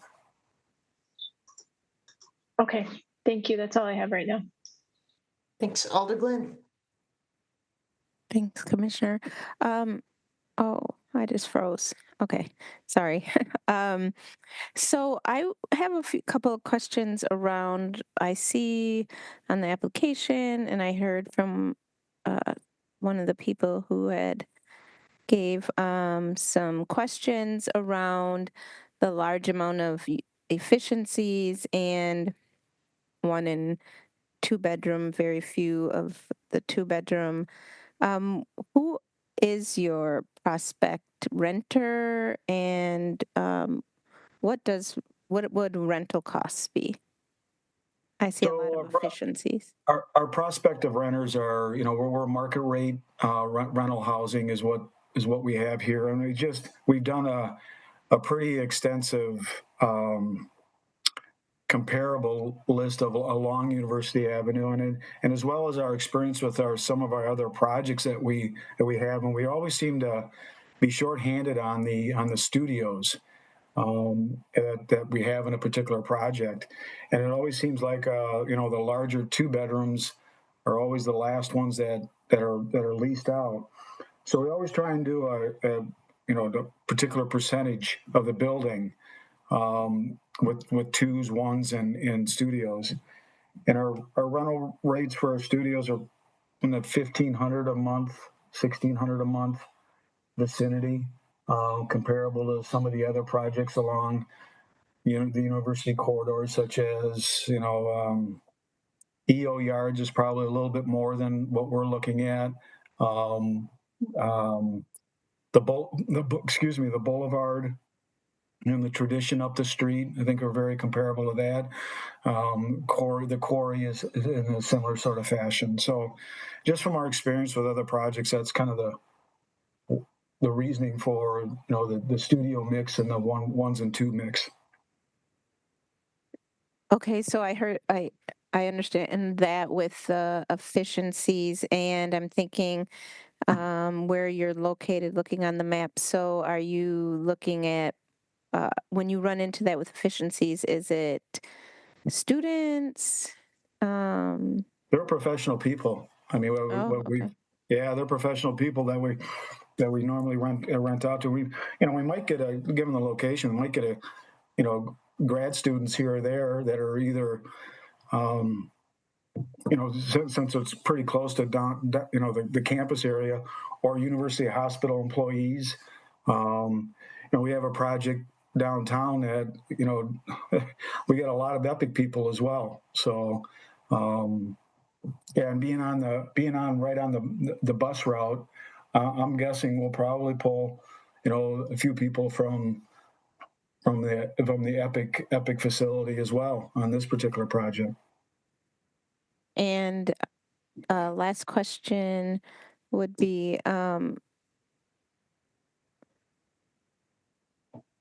do you have, will they all be at least a year? They'll all be year leases? Yes. Okay. We normally request a year lease. Thank you. You're welcome. Other questions for registrants? All right, seeing none, we'll close the public hearing and ask if any commissioners have questions for staff. Commissioner Sanders. Thank you, Chair. This might be more of a traffic engineering question, but perhaps Planner Punt can also help out here. But I just wanted to kind of lift up some of the concerns raised by the general public about traffic calming and pedestrian safety. I understand that in the report, the recommendation is that potential improvements could be determined by the Director of Traffic Engineering, and I'm wondering if staff can provide any examples of what those calming measures might be, and what is the threshold by which those might become implemented. So we do actually have staff from the Traffic Engineering Division on the call. So I will refer this one over to Sean Malloy, Traffic Engineer. Thanks, Sean.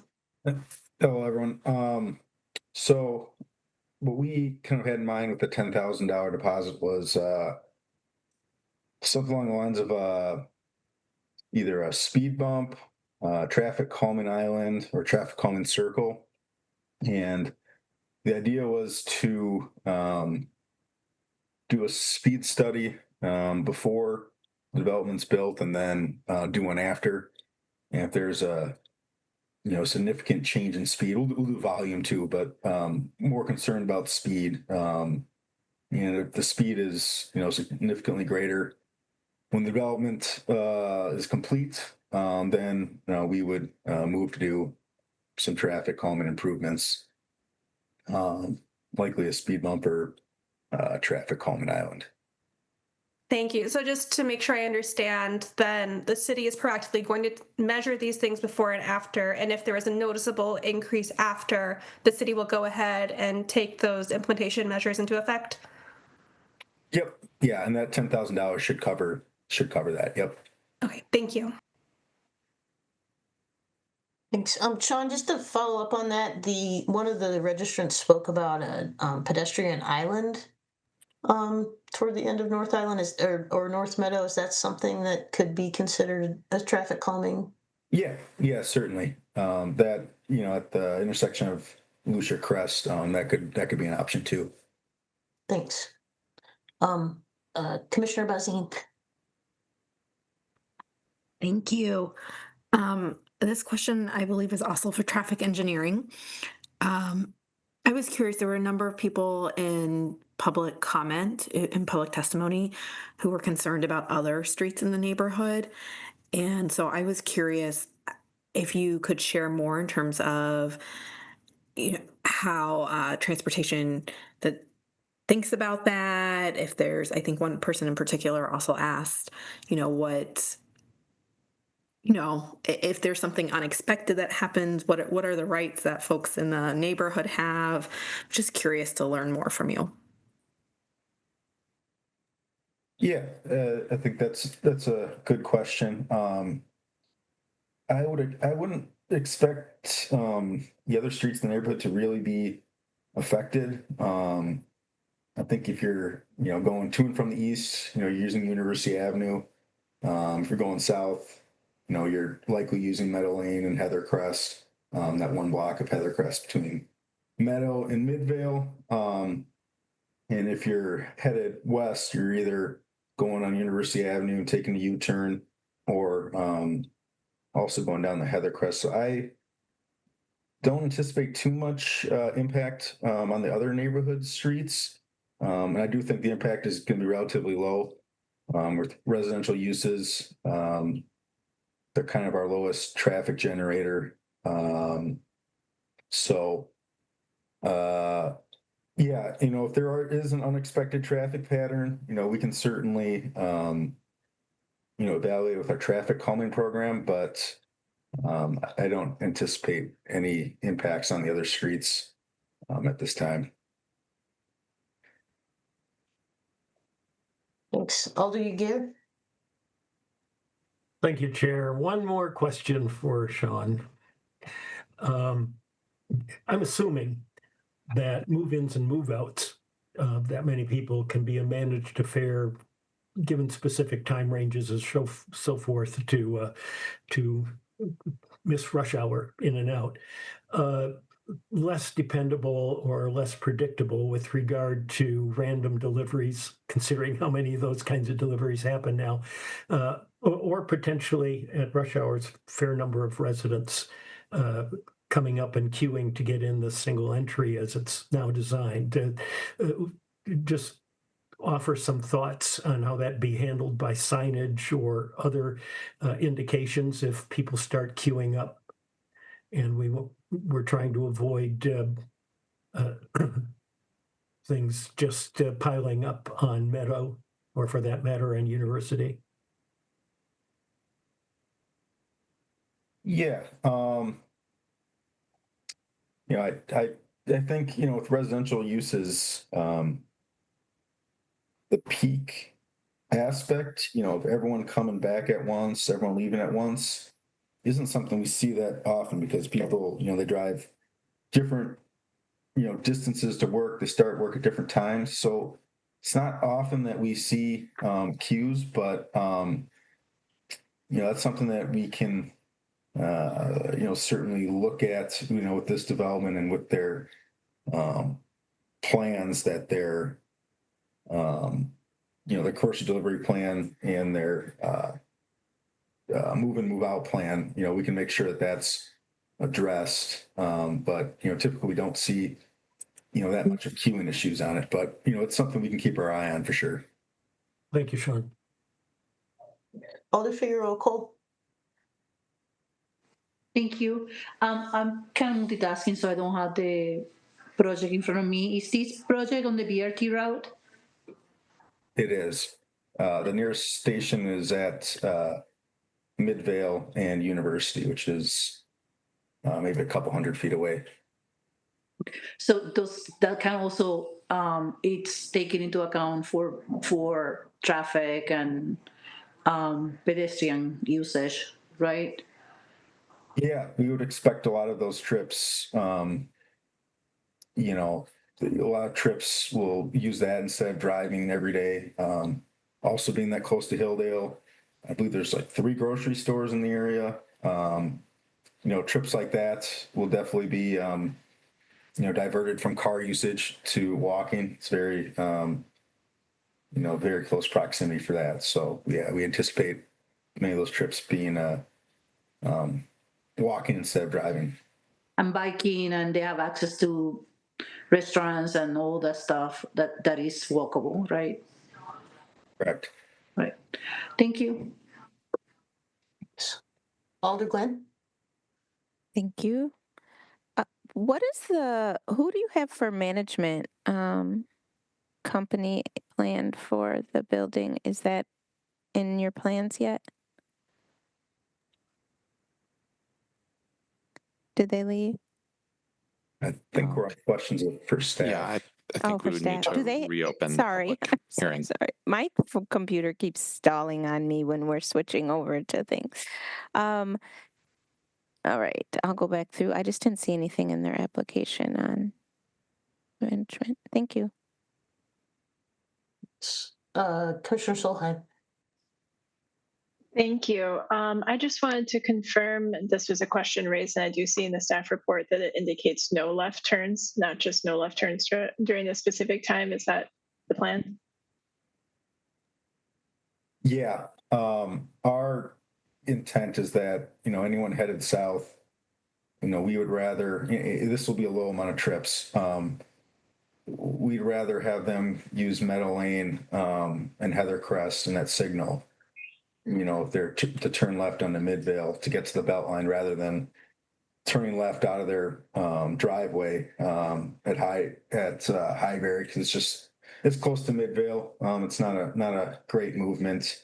So either doing that or making a U-turn at Joyce Erdman. I think those are much better options than taking the left turn out of their driveway. Mm-hmm. Okay, thank you. And there's also questions about parking permits. I just wanted to address that the building looks adequately parked to me, but is this an area where a multifamily building like this would not be eligible to get parking permits? I'm not sure if there's RP. So if it was an RP3 area, which I believe some of that is, so residential parking permit area, they would not be eligible.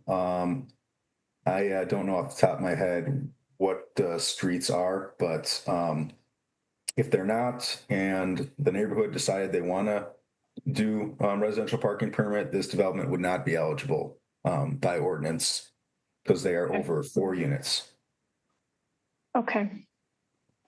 One other question regarding deliveries. It looked like, in looking at the plans, there's a trash room off of Meadow Lane, and I don't think a driveway coming off. I don't see a driveway apron, so that may, I guess this is more of a comment, but that may be something to explore as to, I don't know how that logistics would work of picking it up, but perhaps a pull out for parking for a delivery, Amazon stall or something like that would work there, just again to get some of that traffic off of Meadow Lane.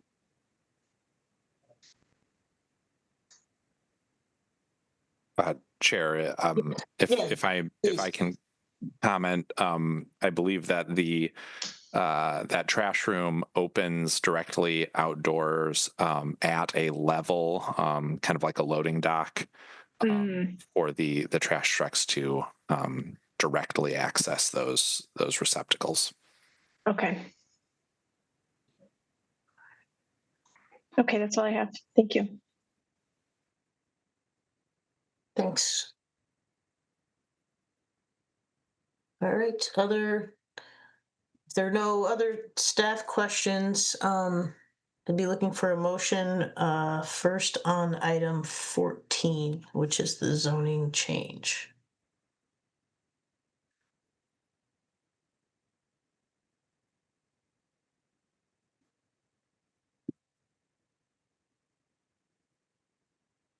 Commissioner Solheim.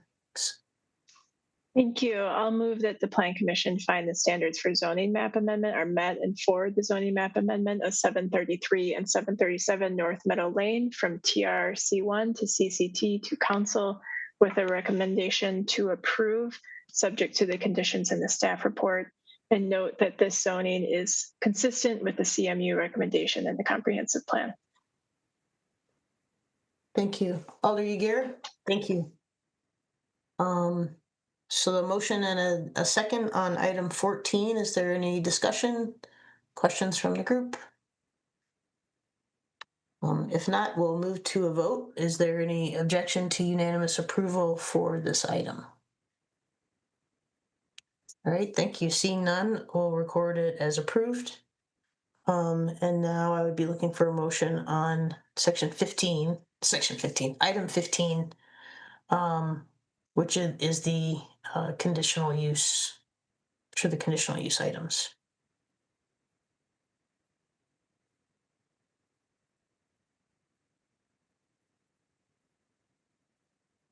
Commissioner Solheim. Thank you. Yeah. I'll move that the Plan Commission find that the standards of approval for good conditional use are met and approve the requested conditional use for the proposed building subject to the conditions in the staff report. And I'll note specifically for the height that 5 stories are a permitted use, but this is still consistent with the comp plan, which recommends up to 6 stories in the CMU areas. And the conditions in the staff report include the UDC recommendations, which address conditional standard number 8. Thank you. Alder Uyghur, you get a very brief second for a long motion, so thank you. Discussion or further explanation of the motion? Alder Vitiver. Thanks. I just wanted to say how much I appreciated all the folks that came out from the district tonight. There were 2 public meetings about this project. The first one was under the initial project plan, and that was done in May of 2024, and the second one was in January of 2025. Both of those public meetings were properly noticed to the community with postcards. I announced it on my blog 2 separate times in the weeks preceding the public meetings. And just to be clear that the consistent response has been about the traffic concern.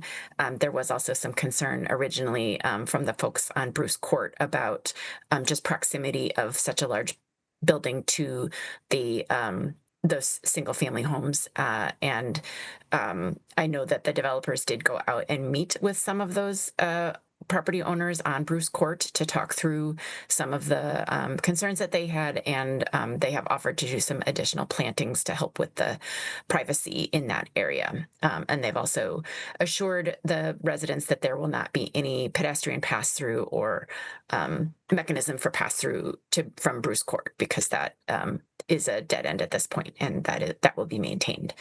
So just wanted to clarify those items.